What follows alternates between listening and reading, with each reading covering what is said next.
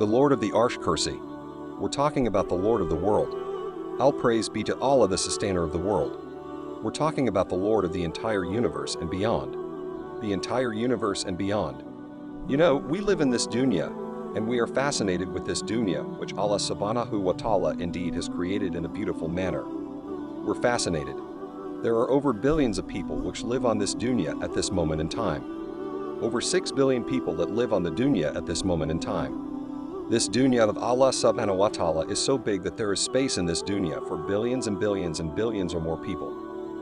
But what is this dunya in comparison to what Allah subhanahu wa ta'ala has created out there? This dunya is insignificant. This dunya is meaningless to Allah. It means nothing. It is worthless. So worthless. Compare it with the sun. The sun is one star. You know more science than me. You'll be able to tell me better take this planet Earth and you place it inside the sun, and you will be able to place 1.3 million Earth in the sun.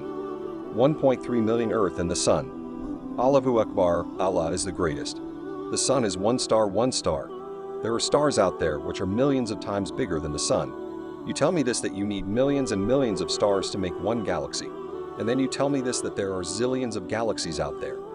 Let me tell you on top of this, my friend, after this, whatever you see above, when you raise your head and you look above, whatever you see above the zillions and zillions and zillions of galaxies, let me tell you this is everything there is within the first heaven. Everything there is within the first heaven. And Allah is the creator of 7 heavens, and the distance between the first heaven and the second heaven is 500 years. You know the distance that can be covered in 500 years. At what speed? Only Allah knows. Only Allah knows.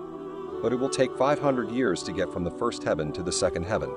500 years. From the second to the third, third to the fourth, fourth to the fifth, fifth to the sixth, sixth to the seventh. Every time it will take 500 years. After the 7 heavens was the Kursi. You all read the Ayatul Kursi. You all know the Ayatul Kursi. After this you have the Kursi of Allah. You have the chair of Allah, subhanahu wa ta'ala. You know these 7 heavens that we just talked about in comparison to the Kursi of Allah? They're non-existent. They're meaningless. Razam has given an example in the Hadith just to give us a little bit of understanding with regards to the 7 heavens in comparison to the pursuit of Allah. Take a ring from your finger. Take it off the small ring that you have and place it, let's say in a desert, the Sahara Desert. It's the biggest desert in the world. You know that ring that we take off from our fingers and place it in the Sahara Desert? What comparison is in between the ring and the Sahara Desert? Nothing. The 7 heavens is the ring and the Kursi of Allah is the Sahara Desert. After the Kursi of Allah, you have the Arash of Allah, and his throne had been upon water. You have the Arash of Allah. Again, Rasul. Allah has given as explained. So just so that we can understand, take the ring, place it in the desert.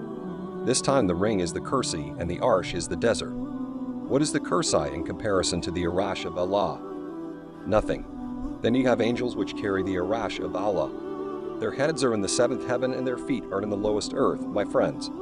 Then you have the Lord of the Arsh and Kursi, and his people. He is beyond the size of Allah, who Allah is what Allah is. The greatness of Allah is beyond the comprehension of my little mind. This is the being that you and I are messing with. Allah for you.